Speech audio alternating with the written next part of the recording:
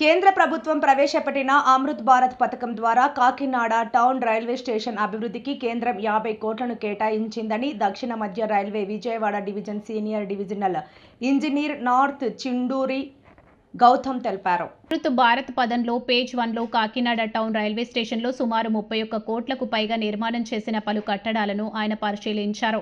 అనంతరం రైల్వే స్టేషన్లో ఏర్పాటు చేసిన మీడియా సమావేశంలో ఆయన మాట్లాడుతూ, నగర ప్రజలను అవసరమైనటువంటి పార్కింగ్, గ్రీనరీ, ప్రయాణికుల నివాసం వంటివి ఏర్పాటు చేశామన్నారు. మరో 20 కోట్లతో రెండో ప్లాట్ఫారం వైపు పనులు ప్రారంభమవుతాయని ఈ సమావేశంలో ACM P Sivaprasad, senior DNHM M Vamsikanth, PRO Nusrat Mandrupkar, town railway station సిబ్బంది తదితరులు పాల్గొన్నారు. మీడియా మిత్రులందరికీ వెల్కమ్ అండి. ఇవాళ మనం ఈ మీడియా టూర్ అరేంజ్ చేయడానికి ముఖ్యమైన కారణం ఏంటంటే 2023లో ప్రైమ్ మినిస్టర్ నరేంద్ర మోడీ గారు దేశవ్యాప్తంగా 1300 రైల్వే స్టేషన్స్ని అమృత్ భారత్ స్టేషన్ స్కీమ్లో డెవలప్ చేయాలన్నది ఆయన విజన్. ఆ విజన్కి తోడ్పడుతూ మనం ఈ కాకినాడ స్టేషన్ని ఏ విధంగా ఇంప్రూవ్ చేశామో, ఏ విధంగా డెవలప్ చేశామో, ఏమేమి ఎమ్యూనిటీస్ని మనం పబ్లిక్కి, ప్యాసింజర్స్కి ప్రొవైడ్ చేస్తామో చెప్పడం గురించి, మీ అందరికీ చూపించడం గురించి ఈ టూర్ అరేంజ్ చేశాము. ఈ మీడియా టూర్లో భాగంగా మేము ఏమేమి ఫెసిలిటీస్ ప్రొవైడ్ చేస్తామో 1 by 1 చెప్పాము.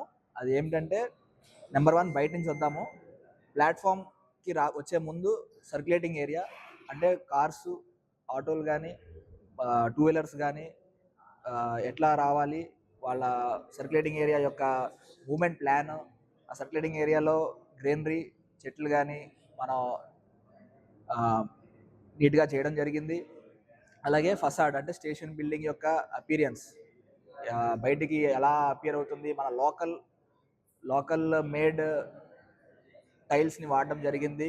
టెర్రకోటా మెటీరియల్తో లోకల్గా మనం విండ్ అండ్ ఎయిర్ అనే కాన్సెప్ట్ తీసుకుని, ఎందుకంటే మన కాకినాడ టౌన్కి సీ బ్రీజ్ అన్నది మెయిన్ థీమ్ కాబట్టి, ఆ ఎయిర్ అన్న కాన్సెప్ట్లో ఈ జాలీ టైప్ టెర్రకోటా టైల్స్ వాడి ఎలివేషన్ చేయడం జరిగింది. అలాగే మన వేరియస్ ప్రామినెంట్ తెలుగు పర్సనాలిటీస్ యొక్క ఇమేజెస్ని మనం సర్క్యులేటింగ్ ఏరియా యొక్క వాల్స్ మీద డిపిక్ట్ చేయడం జరిగింది. ఒక నెక్స్ట్ జనరేషన్కి ఇన్స్పిరేషన్గా ఉండాలి, వాళ్ళ గురించి తెలుసుకోవాలి, వాళ్ళు తెలుసుకుంటే వాళ్ళు కూడా ఇన్స్పైర్ అయ్యి జీవితంలో ముందుకెళ్తారన్న ఉద్దేశంతో ఈ విధంగా ఏర్పాటు చేయడం జరిగింది సర్క్యులేటింగ్ ఏరియాలో.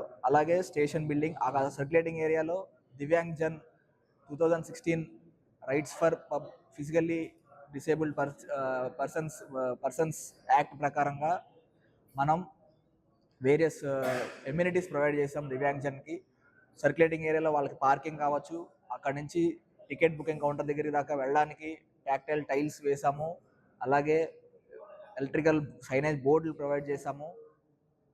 ప్లాట్ఫామ్ మీదకి వెళ్ళడానికి కూడా అలాగే ఆ tactile tiles, directional tiles, warning tiles వాడుతూ వాళ్ళకి డైరెక్షన్ ప్యాటర్న్, మూమెంట్ అర్థమయ్యేలాగా as per gazette, government of India gazette ప్రకారం మనకి ఎట్లా అంటే గైడ్ లైన్స్ ఉన్నాయో